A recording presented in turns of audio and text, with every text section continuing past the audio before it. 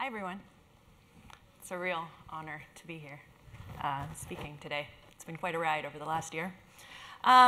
So I've been an environmentalist since I was 13 years old. I skipped prom to go protest the logging of old-growth redwoods in Northern California. I also wasn't asked to the prom, but that's a different story. I didn't want to go anyways. So when I had my older daughter in 2010, it only made sense that I was going to make the way that I approached parenting consistent with my environmental values and my environmental worldviews. So I did the cloth diapering, I bought the organic food, I pureed by hand, I was breastfeeding, all while sort of trying to balance this with my own personal and professional lives. And as time wore on, I got tired. And I felt guilty for always having to sort of choose between the needs of the earth and my own needs. So we as a society do much less household labor than we ever have historically, and men are taking on more and more of these unpaid tasks. But as you can see from this graph, in literally every country around the world, there's a large discrepancy between what gender does the vast majority of unpaid labor, which largely consists of household tasks.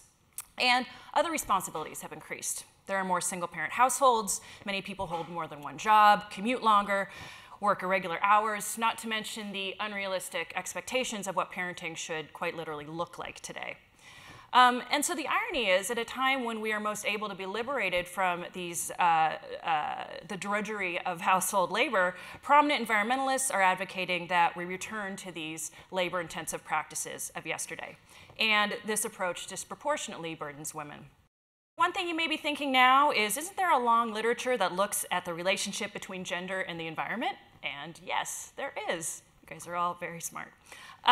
So from Rachel Carson to Lois Gibbs to Erin Brockovich to Karen Silkwood, all of these women have featured prominently in the environmental movement. On the other hand, the sort of narrative associated with men within environmentalism, associated with, say, Lewis and Clark and Daniel Boone going out and discovering, quote unquote, the wilderness. And then we've got Yvonne Chouinard, Ed Abbey, Dave Foreman. These folks go out into the wilderness, they describe it, they defend it, they decamp to it, whereas within this narrative, environmental problems find women oftentimes at home. So ecofeminism is a field that looks at the way in which prescribed gender roles have characterized the female relationship with the environment.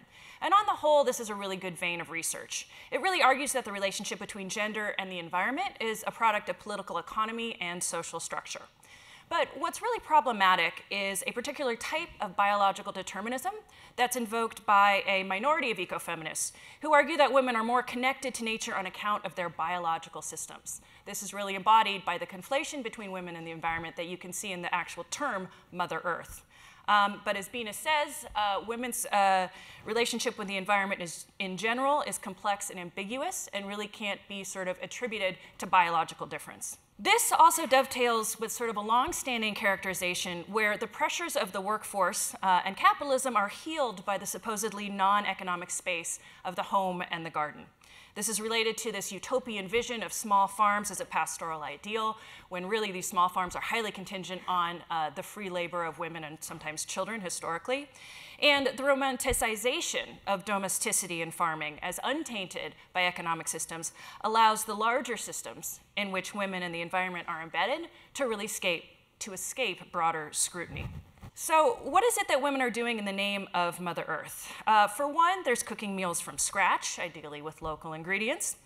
And I would actually counter Rachel's suggestion from last night that it's simply assembly, given that Michael Pollan argues that onions need to be sauteed for a minimum of a half hour before you add them to a recipe.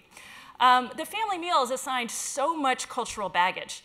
And now this narrative argues that in addition to being responsible for the majority of cooking still, the man or woman who's performing it must also enjoy the task. And then the problem is that the issue is, well, these family meals of wholesome food are romanticized. They're typically romanticized by those on the receiving ends of those meals, right? Michael Pollan always tells us to cook like his grandmother, but I never saw anyone interview his grandmother as to whether or not she was enjoying making those meals, and maybe she was, and that's great. But typically, once a family improves its socioeconomic status, it outsources labor-intensive activities. A partial explanation for this obsession with lifestyle solutions is that environmentalism is a movement that's embodied meaning that environmentalists really sort of seek consistency between their views and their visible lifestyle decisions.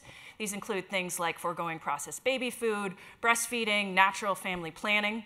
But this makes it so that in the absence of massive structural change, many women find that the environment is one more thing that they need to take care of. There's also the issue of alternative transportation. So women ride bikes at 1/3 of the rate of men, which is always a problem with environmental advocates and transportation planners. This is often attributed to women's fear and also their concern for appearance, but if you can read this slide, you can see that actually concern for appearance is fairly comparable between genders.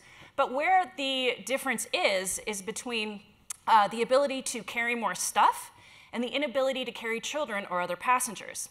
So this suggests that it's not women's lack of environmental concern that's preventing them from pursuing alternative transportation, but rather their disproportionate responsibility for the unpaid tasks of the household. So when people say that you have 30 minutes to get a meal on the table, Michael Pollan argues that you find time for what you care for.